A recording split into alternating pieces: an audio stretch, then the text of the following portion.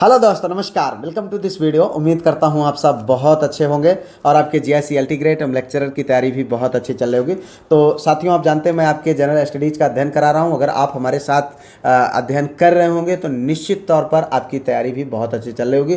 तो चूँकि यहाँ पर अभी हम टॉपिक वाइज पढ़ा रहे हैं, तो टॉपिक वाइज में आज हम कॉन्स्टिट्यूशन के अंतर्गत पार्लियामेंट टॉपिक को कवर करने वाले हैं। जी हाँ, तो 3 दिन जैसा कि टॉपिक वाइज चलता है, 3 दिन जो है प्रैक्टिस होता है, तो कुल मिलाकर के 6 दिन जो पढ़ाया जाता है, 7वें दिन उसी का संडे को हम टेस्ट ले लेते हैं। ठीक है, जिससे आपकी कंटिन्यूटी बनी रहती है। और कॉन्स्टिट्यूशन से संबंधित 2 वीडियो हम ऑलरेडी दे चुके हैं, ये तीसरा वीडियो है। और इससे पहले हम इंडियन जियोग्राफी और वर्ल्ड जियोग्राफी का टॉपिक वाइज हम कवर कर चुके हैं। ठीक है, तो ये जो वीडियोज हैं ये आपको शाम को 7 बजे हमारे इसी चैनल पर प्राप्त होते हैं। जैसे आज हम पार्लियामेंट पढ़ने वाले हैं, तो पार्लियामेंट से संबंधित उत्तर प्रदेश लोक सेवा आयोग के एग्जाम में जितने भी क्वेश्चन आए हुए हैं जीएस के रूप में, उन सारे क्वेश्चन को यहाँ पर हम कवर करने का प्रयास करेंगे। ठीक है, तो अब यहाँ पर जो है आप देखें, ये उत्तर प्रदेश लोक सेवा आयोग के द्वारा जो जीआईसीएलटी ग्रेड है या कोई भी परीक्षा है जो आपके इनसे संबंधित है, उनके लिए बहुत ही इंपॉर्टेंट क्वेश्चंस हैं।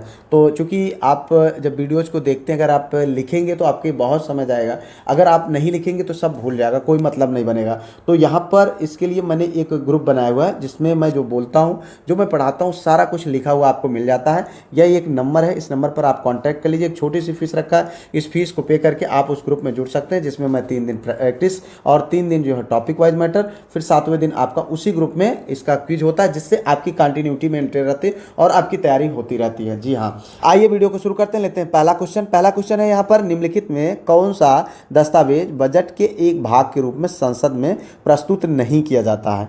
4 विकल्प है भैया। राजस्व विधेयक, विनियोग विधेयक, अनुदानों की मांग, उपर्युक्त में से कोई नहीं। ठीक है, तो यहाँ पर जो सही विकल्प है वो आपको बताना। सही विकल्प है ए, यानी राजस्व विधेयक। ध्यान से समझिएगा, राजस्व विधेयक बजट के एक भाग के रूप में संसद में प्रस्तुत नहीं किया जाता है। बाकी अगर हम बात करें राजस्व विधेयक की, तो यह विधेयक जो है धन जुटाने के तरीकों पर ध्यान केंद्रित करता है। ठीक है, जैसे कर, उपयोगकर्ता शुल्क, सीमा शुल्क, इन पर। ठीक है, अगर हम बात करें विनियोग विधेयक की, तो विनियोग विधेयक जो है संसद द्वारा स्वीकृत बजट में से आवश्यक धनराशि निकालने के लिए जो विधेयक पेश किया जाता है, उसे क्या कहते हैं? विनियोग विधेयक कहते हैं। फिर से एक बार समझिएगा, संसद द्वारा स्वीकृत बजट में से आवश्यक धनराशि निकालने के लिए जो विधेयक पेश किया जाता है, उसे विनियोग विधेयक कहा जाता है। ठीक है, अगर हम बात करें अनुदानों की मांग की, तो अनुदान की मांग प्रायः बजट में अलग अलग विभागों की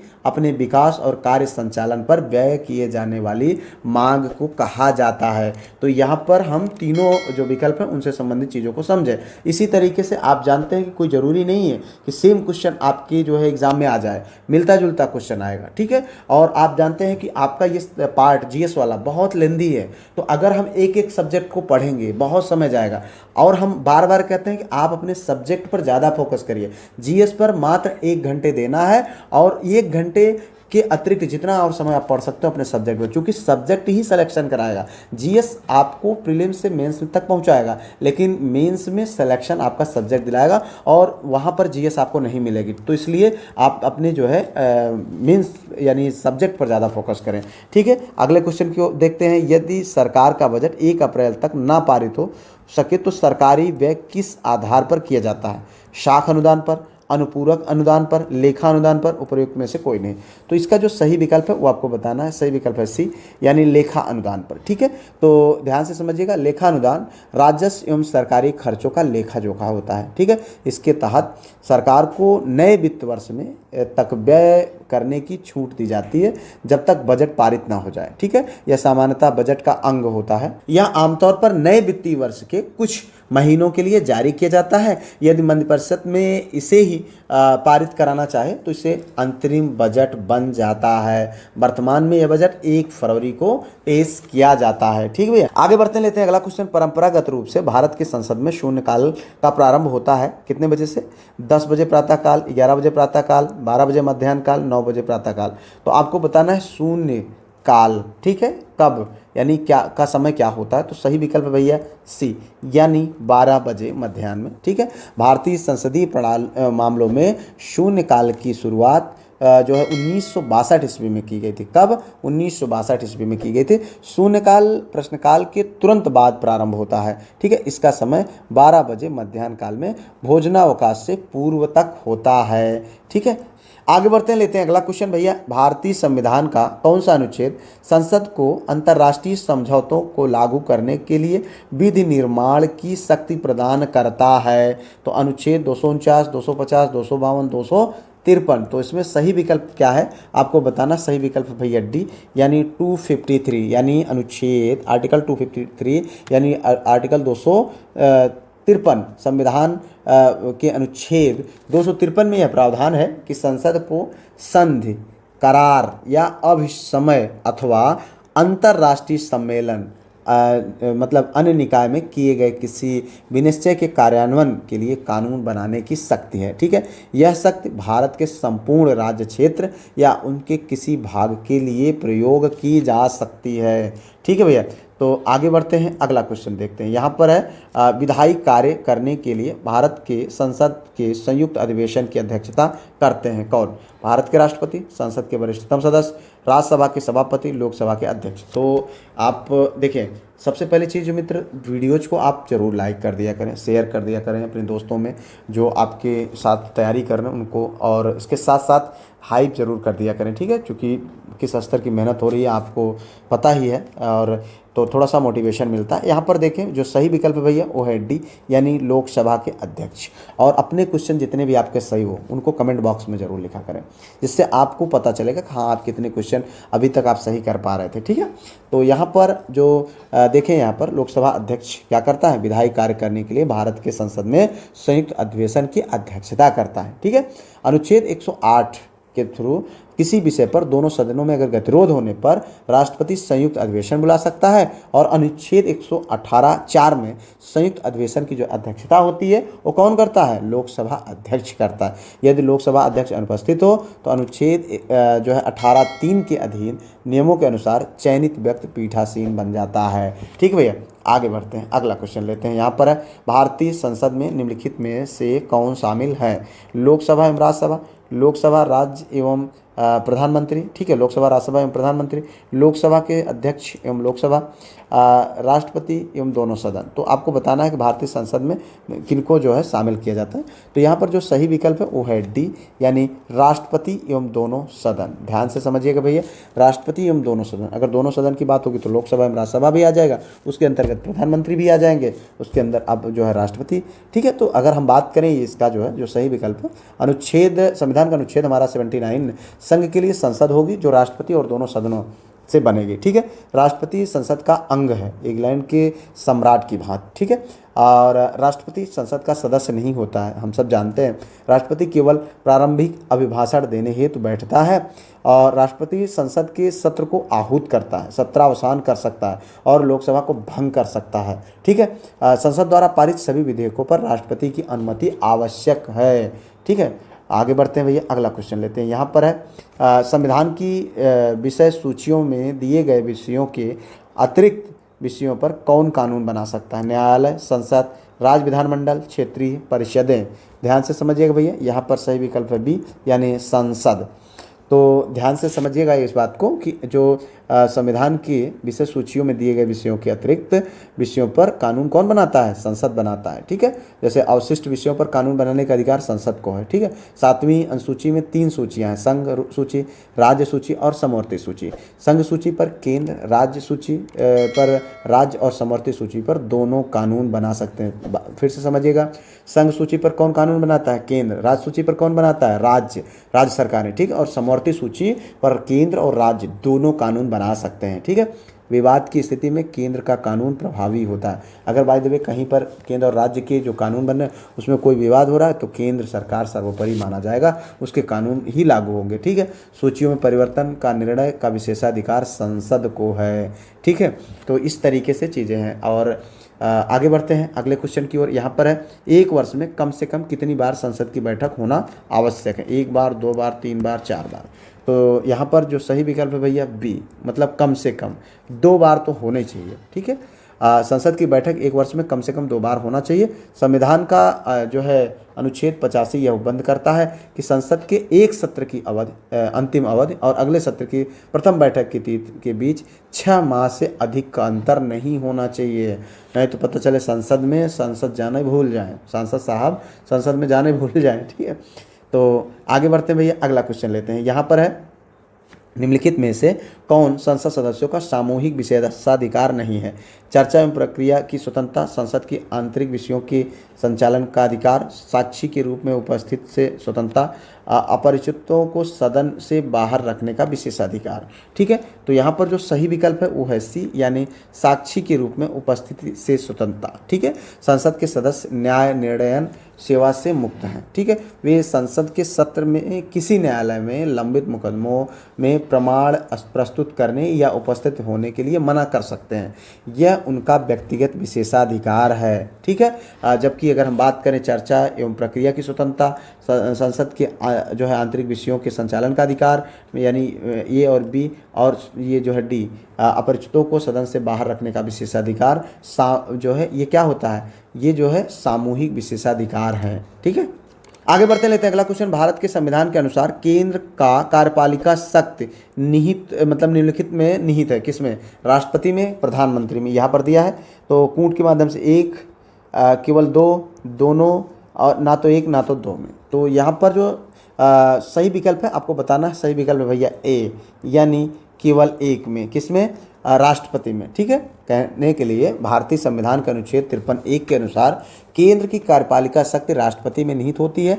यह इसका प्रयोग संविधान के अनुसार स्वयं या अपने अधीनस्थ अधिकारियों द्वारा करेगा। ठीक है, भारत में संसदीय व्यवस्था अपनाई गई है और राष्ट्रपति नाम मात्र की कार्यपालिका है। प्रधानमंत्री और मंत्रिमंडल वास्तविक कार्यपालिका होते हैं। ठीक है, भारतीय संविधान के भाग 5 में जो अनुच्छेद 52 से लेकर 78 तक है, संघ की कार्यपालिका का वर्णन किया गया है। ठीक है, आगे बढ़ते हैं। यहाँ पर देखिए, आप जानते हैं कि एक क्वेश्चन के अतिरिक्त कितने फैक्ट आपको मिल रहे हैं, तो इसलिए आप लिखने के बजाय पीडीएफ ग्रुप को ज्वाइन करिए, समय को मत बर्बाद करिए।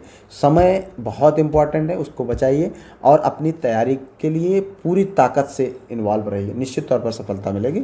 और देखिए, जीएस के लिए कितना भी कहा जाए कि कितने क्वेश्चन इनफ है, तो कोई ये चीज़ नहीं कह सकता कि आप इतना पढ़ लीजिए इनफ है, बट हम प्रीवियस ईयर पर थोड़ा सा ट्रस्ट कर सकते हैं और इस पर हम आश्रित हो सकते हैं, इसलिए घबराएं नहीं। यहाँ पर भारत के राष्ट्रपति के चुनाव से संबंधित विवादों का निर्णय कौन करता है? तो यहाँ पर 4 विकल्प: भारत का निर्वाचन आयोग, भारत का सर्वोच्च न्यायालय, भारत का उपराष्ट्रपति, भारत का प्रधानमंत्री।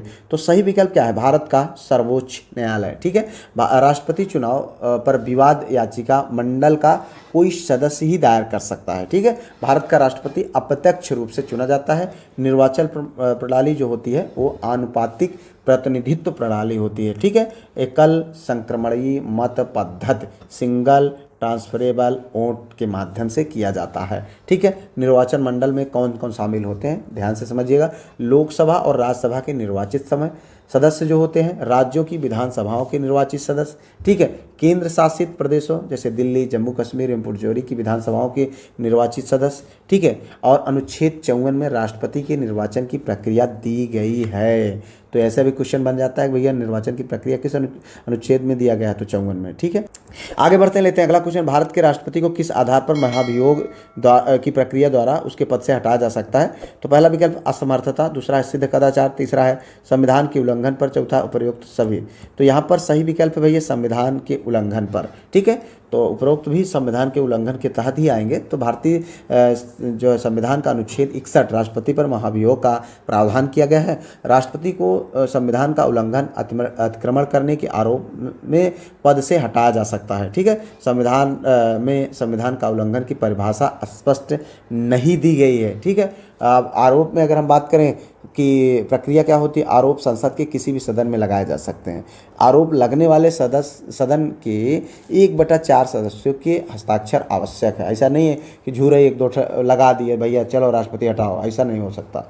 उस सदन में, जैसे चाहे लोकसभा हो चाहे राज्यसभा हो, जिस सदन में आरोप लगे उस सदन के 1/4 जो सदस्य होते हैं उनसे उनके हस्ताक्षर होने चाहिए, सहमति होनी चाहिए। ठीक है, राष्ट्रपति को 14 दिन पूर्व लिखित नोटिस देना होगा कि भैया आपके खिलाफ ये मतलब आरोप लगा हुआ है।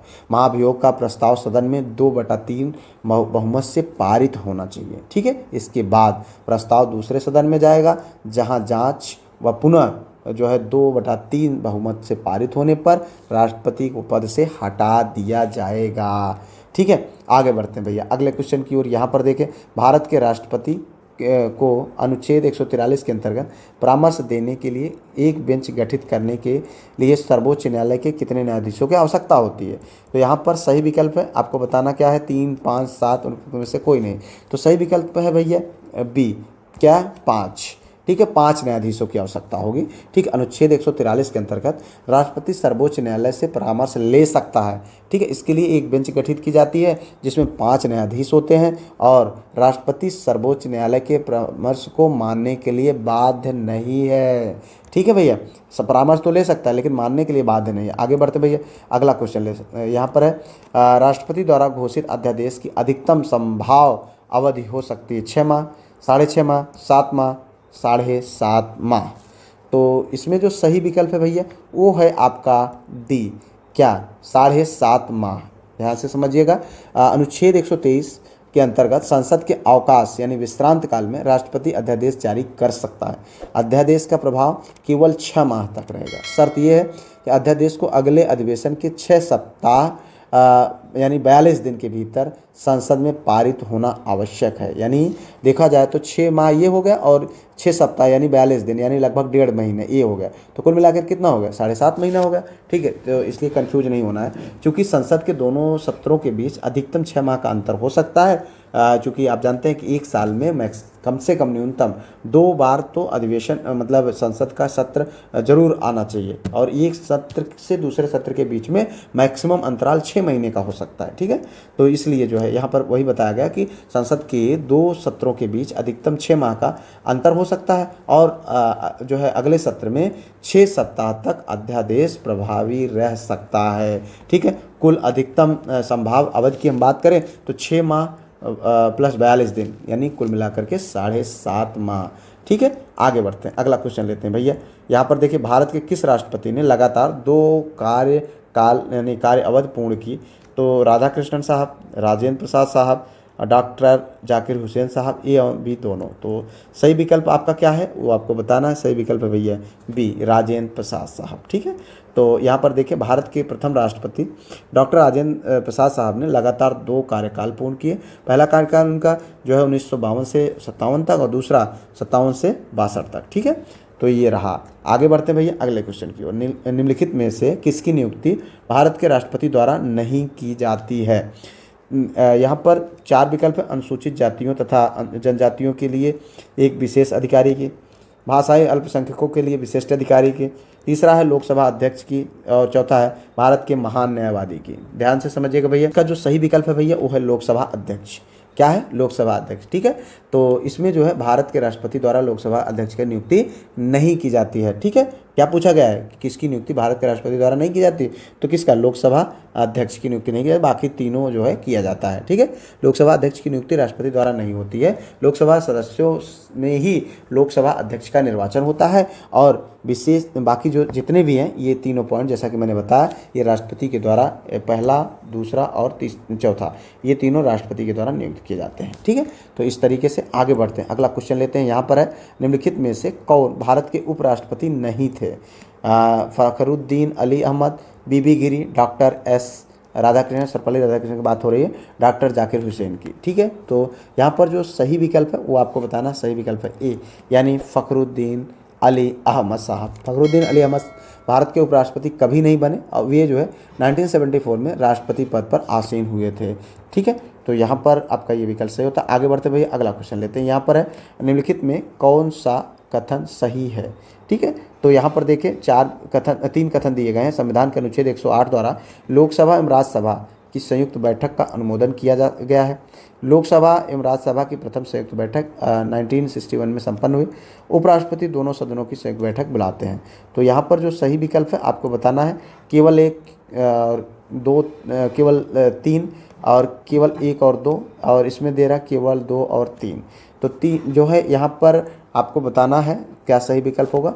और यहाँ पर सही विकल्प है भैया सी, यानी केवल 1 और 2। ठीक है, तो केवल और 1 और 2 में समझिएगा बात को।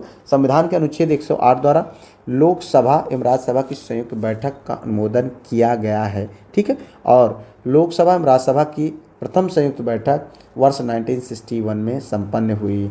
ठीक है, तो अब ये ध्यान से समझिएगा, यहाँ पर तीसरा जो ऑप्शन दिया गया उपराष्ट्रपति दोनों सदनों की संयुक्त बैठक बुलाते, ये गलत है, बल्कि कौन बुलाता है? राष्ट्रपति। ठीक है, आगे बढ़ते हैं भैया, अगला क्वेश्चन लेते हैं। यहाँ पर है निम्नलिखित में से कौन एक सही सुमेलित नहीं है। ठीक है, तो यहाँ पर देखें लोकसभा है, ये चुनाव वर्ष है। 7वीं लोकसभा चुनाव वर्ष कितना? 1982। 9वीं जो है 89 में, और 11वीं जो है 1996 में, 13वीं जो है 1999 में। तो आपको बताना कौन सही सुमेलित नहीं है। तो यहाँ पर जो सही विकल्प है भैया वो है आपका ए, यानी ध्यान से समझिएगा, ये जो है 7वीं मतलब लोकसभा चुनाव वर्ष 1982 नहीं था, बल्कि क्या था? 1980 था, 1980।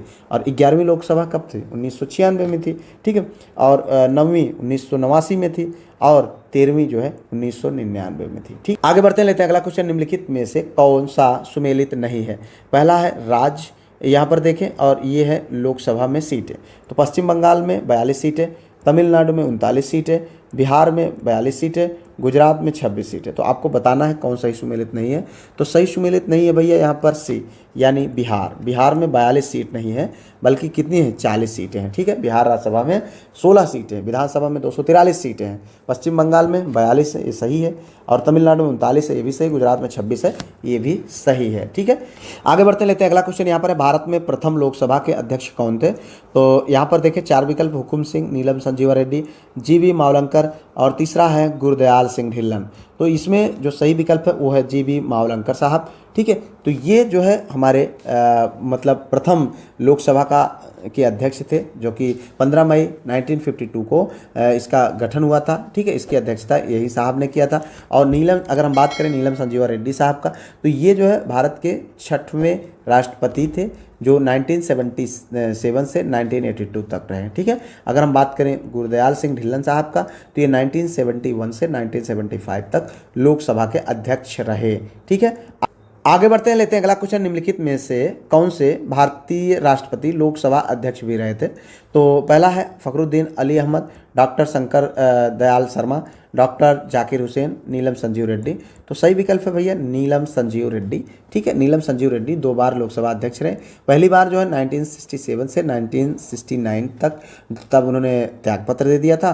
दूसरी बार 1977 में रहे, उसके बाद 1977 में राष्ट्रपति निर्वाचित हो गए। ठीक है, वे भारत के एकमात्र निर्विरोध राष्ट्रपति रहे। ठीक है, और 1969 के चुनाव में वे पराजित हो गए थे। ठीक है, यहाँ पर चूंकि त्यागपत्र दे करके उन्होंने राष्ट्रपति का चुनाव लड़ा, और वहाँ पर ये पराजित हो गए थे। ठीक है, आगे बढ़ते भैया, अगला क्वेश्चन लेते हैं। भारत के प्रधानमंत्री उत्तरदायी हैं किसके? राष्ट्रपति के प्रति, लोकसभा के प्रति, राज्यसभा के प्रति, संसद के प्रति। तो यहाँ पर बात हो रही है किसका? भारत के प्रधानमंत्री उत्तरदायी किसके प्रति होता है? लोकसभा के प्रति। ठीक है, जो यहाँ पर ध्यान से समझिएगा, अनुच्छेद 75(1) में प्रधानमंत्री की नियुक्ति राष्ट्रपति करता है। अन्य मंत्रियों की नियुक्ति राष्ट्रपति प्रधानमंत्री की सलाह पर करता है। ठीक है, और अनुच्छेद 75(3) जो है प्रधानमंत्री सहित मंत्रिपरिषद सामूहिक रूप से लोकसभा के प्रति उत्तरदायी होता है। ठीक है, आगे बढ़ते हैं, अगला क्वेश्चन लेते हैं। यहाँ पर निम्नलिखित में से किस पर गतिरोध दूर करने हेतु लोकसभा और राज्यसभा की संयुक्त बैठक हो सकती है? तो यहाँ पर ध्यान समझिएगा, सामान्य विधेयक, धन विधेयक, संवैधानिक संशोधन विधेयक, विनियोग विधेयक। तो यहाँ पर जो सही विकल्प है भैया वो है ए, यानी सामान्य विधेयक। ध्यान से समझिएगा, संसद का संयुक्त अधिवेशन बुलाने का प्रावधान संविधान के अनुच्छेद 108 में है। इस प्रावधान के तहत लोकसभा से पारित किसी सामान्य विधेयक को राज्यसभा में मंजूरी न मिलने की स्थिति में संयुक्त बैठक के जरिए उसे पारित किए जाने का प्रावधान है। दोनों सदनों की संयुक्त बैठक की अध्यक्षता लोकसभा अध्यक्ष करता है, जबकि संयुक्त बैठक भारत में राष्ट्रपति द्वारा बुलाई जाती है। ठीक है, आगे बढ़ते हैं भैया, अगला क्वेश्चन लेते हैं। मैं आपको बतलाना चाहता हूं कि शून्यकाल जैसा कुछ भी नहीं होता। ठीक है, तो ये कथन किसने कहा था? यह कथन है किस लोकसभा अध्यक्ष ने कहा था? तो यहाँ पर देखें, हुकुम सिंह, के.डी. हेगड़े, बलराम जाखड़, सुमित्रा महाजन, ये क्वेश्चन पूछा गया है। तो यहाँ पर देखिए भैया ये क्वेश्चन है, ये किसने कहा था, ये सुमित्रा महाजन महोदया ने कहा था। ठीक है, लोकसभा अध्यक्ष सुमित्रा महाजन ने यह कहा था। भारतीय संसद में प्रश्नकाल के बाद का समय शून्यकाल कहलाता है। ठीक है, जो है इसका समय 12 बजे से 1 बजे तक होता है, किसका, शून्यकाल का। ठीक है, तो आगे बढ़ते हैं यहाँ पर अगले क्वेश्चन की ओर। तो यह है, निम्नलिखित में से किस राज्य से लोकसभा के 2 सदस्य निर्वाचित होते हैं। यहाँ पर त्रिपुरा, मिजोरम, नागालैंड और सिक्किम। तो सही विकल्प है भैया ए, यानी त्रिपुरा। ठीक है, तो त्रिपुरा से 2 सदस्य निर्वाचित होते हैं, लोकसभा में आते हैं। ठीक है, और मिजोरम, नागालैंड और सिक्किम से एक एक जो है सदस्य निर्वाचित होते हैं। ठीक है, यानी बात हो रही है कि लोकसभा में जो है कहाँ पर 2 सीटें हैं, जो ये 4 विकल्प हैं इनमें से तो त्रिपुरा में है। ठीक है, बाकी तीनों जगह कहाँ है, मिजोरम, नागालैंड और सिक्किम में एक एक सदस्य हैं। आगे बढ़ते हैं, लेते हैं अगला क्वेश्चन। अनुच्छेद 249 के अंतर्गत पारित प्रस्ताव, ठीक है, कितने समय तक प्रवृत्त रहेगा। ध्यान से समझिएगा, 1 माह तक, 3 माह तक, 6 माह तक, 1 वर्ष तक। तो यहाँ पर जो सही विकल्प है भैया वो है डी, यानी 1 वर्ष तक। कहाँ तक, 1 वर्ष तक। ठीक है, तो बात हो रही है कि अनुच्छेद 249(1) के अंतर्गत पारित प्रस्ताव की, तो यह 1 वर्ष तक प्रवृत्त रहेगा। लेकिन समझिएगा बात को, 249(1) के तहत राज्यसभा द्वारा 2/3 बहुमत से पारित करा जाता है संकल्प। ठीक है, यह संकल्प संसद को राज्य सूची के किसी विषय पर कानून बनाने की शक्ति देता है। ठीक है, या मतलब राज्य सूची का कोई विषय है उस पर भी संसद जो है अपना कानून बना सकती है, यह शक्ति इससे मिलता है। ठीक है, और ध्यान से समझिएगा भैया, अनुच्छेद 249(2) में ऐसा संकल्प अधिकतम 1 वर्ष तक प्रवृत्त रहता है। इसे पुनः पारित कर बढ़ाया भी जा सकता है। ठीक भैया, आगे बढ़ते हैं, अगला क्वेश्चन लेते हैं। यहाँ पर भारतीय संसद के ऊपरी सदन राज्यसभा का प्रथम अधिवेशन हुआ था जनवरी जो है 26 जनवरी 1951, 28 जनवरी 1950, 13 मई 1952, उपरोक्त में से कोई नहीं। तो सही विकल्प आपको बताना, सही विकल्प है यहाँ पर सी, 13 मई 1952 में। ठीक है, तो राज्यसभा काउंसिल ऑफ स्टेट जिसका कहा जाता है, उसका गठन 3 अप्रैल 1952 को किया गया और पहली बैठक इसकी 13 मई 1952 में हुआ था। ठीक है, इसकी अध्यक्षता उपराष्ट्रपति डॉक्टर सर्वपल्ली राधाकृष्णन साहब ने किया था। ठीक है, राज्यसभा का गठन अनुच्छेद 80 के तहत इसे उच्च सदन भी कहा जाता है, सकता नहीं। ठीक है, तो यहाँ पर आगे बढ़ते हैं अगले क्वेश्चन की ओर। भारत के प्रधानमंत्री को राष्ट्रपति क्या करता है। ठीक है, जो है यहाँ पर आपको बताना है, नामांकित करता है, निर्वाचित करता है, नियुक्त करता है, चयनित करता है। तो यहाँ पर जो सही विकल्प है भैया वो आपका है सी, यानी क्या करता है भैया, भारत के प्रधानमंत्री को राष्ट्रपति नियुक्त करता है। अनुच्छेद 75(1) में राष्ट्रपति जो है प्रधानमंत्री नियुक्त करता है। अन्य मंत्रियों की नियुक्ति राष्ट्रपति जो है प्रधानमंत्री की परामर्श से करता है। ठीक है, सभी मंत्री राष्ट्रपति के प्रसाद पर्यंत कार्य करते हैं। ठीक है, और जो है मंत्री परिषद सामूहिक रूप से लोकसभा के प्रति उत्तरदायी होती है। ठीक है, आगे बढ़ते हैं, अगला क्वेश्चन लेते हैं। यहाँ पर प्रधानमंत्री कार्यालय पीएमओ, ठीक है, यहाँ पर के संबंध में निम्न में से कौन सा कथन सत्य है। यह 1977 में अस्तित्व में आया। इसका प्रधान कैबिनेट सचिव होता है। तो यहाँ पर बताना है कौन सा कथन सही, केवल 2, 1 एवं 2 दोनों, केवल 1, ना तो 1 ना तो 2। तो आपको बताना है इसका क्या सही विकल्प है भैया। सही विकल्प है सी, यानी केवल 1। ठीक है, यह 1977 में अस्तित्व में आया है। ठीक है, प्रधानमंत्री कार्यालय में ऐसे आशय प्रधानमंत्री के सीधे अधीन नज़दीकी अधिकारियों व कर्मचारियों से है। इनका सर्वोच्च अधिकारी प्रमुख सचिव होता है। ठीक है, वर्तमान में अगर हम बात करें तो इसे जो है प्रधानमंत्री सचिवालय भी कहा जाता है। मोरारजी देसाई के प्रधानमंत्रित्व काल में नाम बदलकर प्रधानमंत्री कार्यालय कर दिया गया। ठीक है भैया, तो इस तरीके से आपके 30 क्वेश्चन की ये जो है टेस्ट है ये समाप्त होता है। उम्मीद करता हूँ आप बहुत अच्छा कर रहे होंगे। और अभी तक अगर आपने वीडियोज़ को ना पूरा देखा हो तो उनको देख लीजिए, प्लेलिस्ट बनी हुई है। PDF अगर ग्रुप ना ज्वाइन किए हो तो उसको कर लीजिए। वीडियो को लाइक, शेयर, सब्सक्राइब, वीडियो को हाइप जरूर कर दें और निश्चिंत होकर के पढ़ें। आप बिल्कुल सेफ हैंड में बहुत अच्छा करेंगे एग्जाम में। इन्हीं उम्मीदों के साथ इस वीडियो से विदा लेते हैं। मिलते हैं किसी और वीडियो में किसी और टॉपिक पर। तब तक के लिए जय Hind, Vande Mataram, best of luck.